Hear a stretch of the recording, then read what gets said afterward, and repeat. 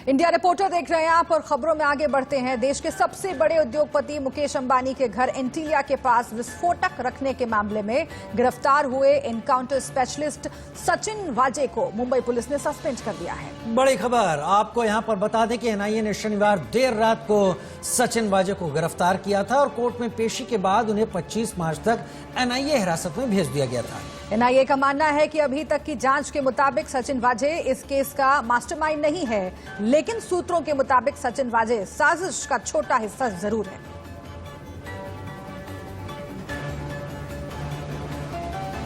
वहीं एंटीलिया केस में एक नया सीसीटीवी फुटेज सामने आया है। इसमें देखा जा सकता है कि कमिश्नर दफ्तर से इनोवा कार कई बार निकल रही है। साथ ही इस इनोवा गाड़ी के कई बार नंबर प्लेट भी बदले गए हैं। बताया जा रहा है कि क्राइम ब्रांच की CIU यूनिट की थी इनोवा कार और वाजे इस इनोवा कार का इस्तेमाल करते थे। ये वही इनोवा कार थी जो एंटीलिया के बाहर पार्क की गई स्कॉर्पियो के ठीक पीछे 2 बार सीसीटीवी में कैद हुई थी।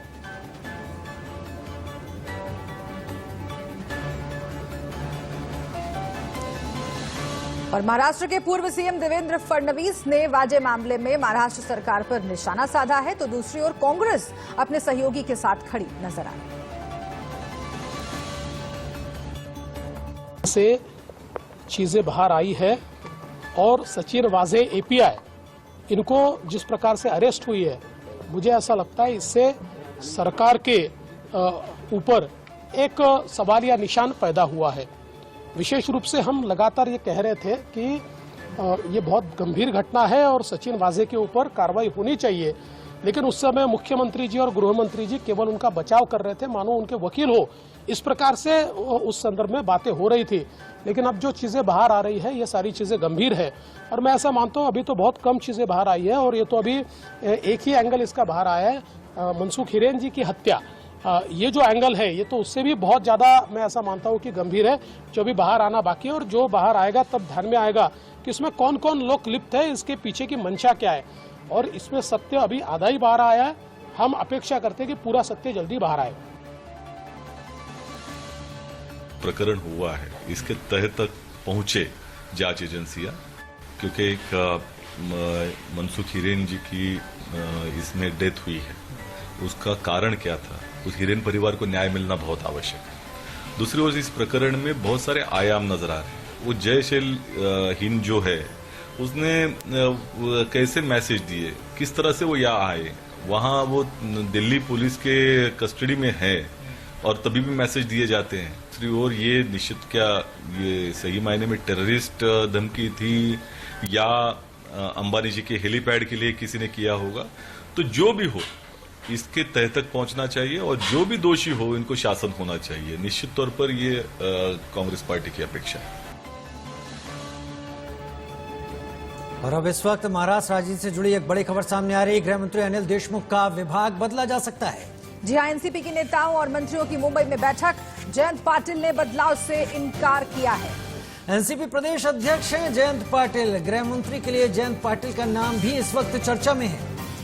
मुंबई पुलिस कमिश्नर भी हटाए जा सकते हैं, सूत्रों के हवाले से ये जानकारी मिल रही है। बड़ा फेरबदल महाराष्ट्र की राजनीति और पुलिस विभाग में दिख सकता है। पूछताछ के लिए भी बुलाए जा सकते हैं पुलिस कमिश्नर परमबीर, ये भी जानकारी आ रही है। और अगर ऐसा होता है तो महाराष्ट्र सरकार के लिए एक बड़े झटके की तरह होगा कि पुलिस कमिश्नर परमबीर को पूछताछ के लिए बुलाया जाए। लेकिन इस वक्त की एक और बड़ी खबर सामने आ रही है। उद्धव ठाकरे से शरद पवार मिलने पहुंचे। जी हां, उद्धव के घर वर्षा पर दोनों नेताओं की मुलाकात हुई है। करीब 45 मिनट तक दोनों नेताओं की मुलाकात चली। सचिन वाजे को लेकर दोनों के बीच चर्चा हुई है। मुंबई पुलिस कमिश्नर को हटाए जाने की अटकलें इस बीच सामने आने लगी है और सचिन वाजे को लेकर शरद पवार ने अपनी तल्खी पहले भी जाहिर की थी। और सीधा हम मुंबई का रुख कर लेते हैं, जहां पर अभिषेक शर्मा हमारे साथ, हमारे संवाददाता जुड़ गए हैं। अभिषेक, एक तो उद्धव ठाकरे और शरद पवार की जो मुलाकात हुई है और दूसरा बड़े राजनीतिक फेरबदल की सुगबुगाहट है, क्या अपडेट आपके पास इसके अलावा? बिल्कुल, देखिए जिस तरीके से सचिन वाजे जब से गिरफ्तार किया गया है तब से लगातार महाराष्ट्र सरकार पर, महाविकास आघाड़ी सरकार पर लगातार हर तरीके से मुश्किलें लगातार बढ़ती जा रही हैं और यही बीजेपी लगातार आक्रामक है। और साफ तौर पर जिस तरीके देखिए देखना समझना होगा कि जो बीजेपी ने अब तक कहा है वह कहने के सब सही होते जा रहे हैं और यही कारण है कि महाराष्ट्र सरकार की तरफ से, चाहे महाराष्ट्र के मुख्यमंत्री क्यों न हो, क्योंकि खुद वो आकर सचिन वाजे के लिए बैटिंग कर रहे थे, खुद सामने आकर कह रहे थे कि सचिन वाजे को बारे में जो आरोप लगाया जा रहा है सही नहीं है और इसी वजह से सचिन वाजे के बहाने पूरी तरीके से महाराष्ट्र सरकार को घेरने का पूरा प्रयास बीजेपी द्वारा लगातार किया जा रहा है। यही कारण है कि शरद पवार खुद इस वक्त मुंबई में है, अपने तमाम मंत्रियों, हमारे ठीक पीछे जो आप ये देख रही हैं यशवंतराव चौहान, जो यहाँ पर इसी जगह पर खुद शरद पवार अपने तमाम मंत्रियों के साथ मीटिंग ले रहे हैं। खुद यहाँ पर अनिल देशमुख जो गृह मंत्री हैं और तमाम जो एनसीपी के बड़े नेता हैं वो खुद यहाँ मीटिंग कर रहे हैं और एक बड़ा फैसला भी इस मीटिंग के बाद हो सकता है। सबसे बड़ा इसलिए भी इंपॉर्टेंट हो जाता है कि शरद पवार खुद आज इस मीटिंग करने के पहले आज वो उद्धव ठाकरे से जाकर मुलाकात किया, उन्होंने 1 घंटे के आसपास मुलाकात रही। उस मुलाकात के कई मायने निकाले जा रहे हैं। हालांकि जयंत पाटिल जो कि महाराष्ट्र एनसीपी के अध्यक्ष हैं, उनकी जब उन्होंने पूछा, उनका साफ कहना है कि इसका कोई राजनीतिक मतलब नहीं निकालना चाहिए, कोई भी बदलाव होने नहीं जा रहा है। लेकिन आपको भी पता है राजनीति में जो बोला जाता है वो होता नहीं है और शरद पवार के बारे में साफ साफ सभी को पता है, जो वो बोलते हैं वह करते नहीं है और जो करते नहीं है वो बोल जाते हैं। तो जाहिर सी बात है कि यह एक बड़ा फैसले का दिन आज हो सकता है, क्योंकि जिस तरीके से इस पूरे मामले पर महाराष्ट्र सरकार हमेशा बैकफुट पर दिखाई पड़ी है, सचिन वाजे मामले पर लेकर, मुकेश अंबानी वाले मामले पर लेकर, मनसुख वाले मामले पर लेकर, ये तीनों मामला काफी गंभीर मामला है और शरद पवार का इंटरवीन करना काफी ये समझ में आ सकता है कि बड़े बदल के संकेत दिखाई पड़ रहे हैं। यही कारण है कि आज जो महाराष्ट्र के गृह मंत्री का फिर बदल हो सकता है, उनका पोस्ट हटाया जा सकता है। इतना ही नहीं, मुंबई के जो पुलिस कमिश्नर हैं उनको भी हटाने की जो जानकारी उसी सवाल पर मैं आना चाहता था। वो इनोवा कार जो एंटीलिया के बाहर स्कॉर्पियो के पीछे सीसीटीवी में कैद हुई थी, उसकी जो फुटेज मिली है वो कई बार मुंबई पुलिस कमिश्नर के दफ्तर से बाहर निकलती हुई दिखाई पड़ रही है। क्या गंभीर आरोप लग रहे हैं अब पुलिस कमिश्नर के ऊपर कि उन्हें हटाकर महाराष्ट्र सरकार अपना पीछा छुड़ा लेना चाहती है?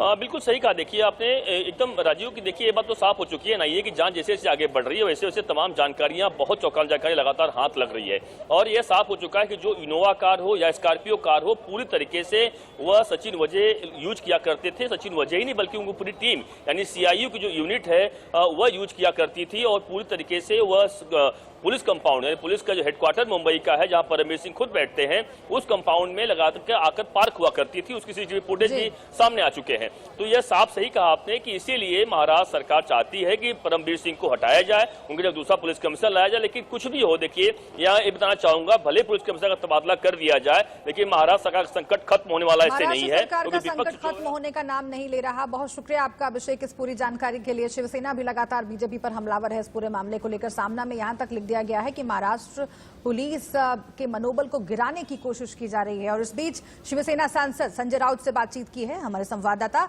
राकेश सिंह ने। नेता संजय राउत साहब हैं। संजय जी, जिस तरह से जो एनआईए जांच कर रही है, सचिन से पूछताछ चल रही है, उस पर तरह तरह के आरोप लग रहे हैं। उसको अरेस्ट कर लिया। हाँ, उसको अगर अरेस्ट कर लिया तो जांच हो रही है, एटीएस भी जांच कर रही है।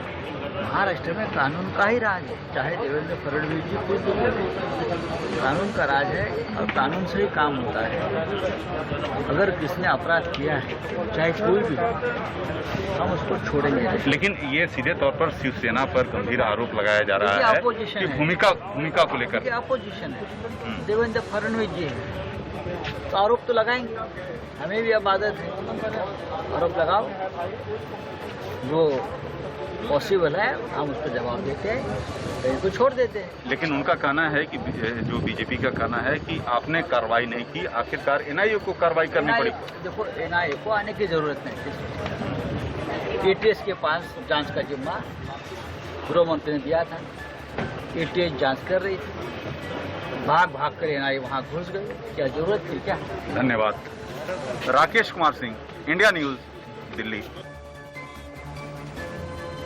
और इस बीच इसी मामले से जुड़ी हुई एक बड़ी खबर का रुख कर लेते हैं। मुंबई के ज्वाइंट सीपी क्राइम उद्धव से मिले हैं। मिलिंद भरंबे ने उद्धव के घर पहुंचकर उनसे मुलाकात की है। सीएम से पहले मंत्री अनिल परब से भी भामरे साहब मिले। मिलिंद भरंबे के तबादले की अटकलें तेज हो गई हैं।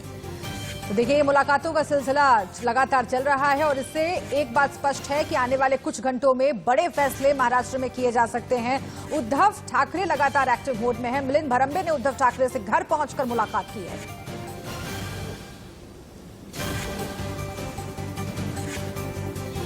और इस बीच मुंबई के भाजपा सांसद मनोज कोटक ने कहा कि सचिन वाजे पर कार्रवाई सही हुई है।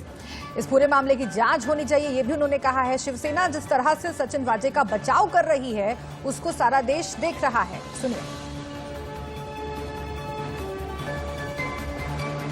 मौजूद है मनोज जी, जिस तरीके से सचिन वाजे पर कार्रवाई की गई है, क्या लगता है आपको एनआईए ने उसके खिलाफ कार्रवाई क्यों की है? मुझे लगता है कि एनआईए की जांच में सारी बातें ठोस रूप में बाहर आ रही है और धीरे धीरे जो मामला खुल रहा है, तो सचिन वाजे और उनको संरक्षण देने वाले सभी राजकीय नेताओं ने ये सोचना चाहिए कि जहाँ बॉम्ब, जिलेटिन स्टिक, इस तरह की चीज़ों का उपयोग किया गया तो ये देश की सुरक्षा से जुड़ा मामला था और इसमें सचिन वाजे को संरक्षण देने की जरूरत नहीं। लेकिन सर, शिवसेना ने जिस तरीके से सचिन वाजे का बचाव किया, उसको देख करके क्या कहेंगे आप? तो कह रहे हैं कि महाराष्ट्र सरकार के खिलाफ कार्रवाई होगी। मुझे लगता है कि महाविकास आघाड़ी सरकार के सभी घटक पक्षों ने इस चीज़ को बहुत गंभीरता से सोचना है। किस तरह का वातावरण आप मुंबई शहर को देना चाहते थे, आप मुंबई शहर को देना चाहते हैं, इन सभी चीज़ों के ऊपर मुंबईकर जनता देख रही है। ये तो हमारे साथ में बीजेपी के वरिष्ठ सांसद मनोज कोटक, जिनका कहना है कि देश की जनता देख रही है और जानती है कि आखिर क्यों कार्रवाई हुई और क्यों शिवसेना उसका बचाव कर रही है।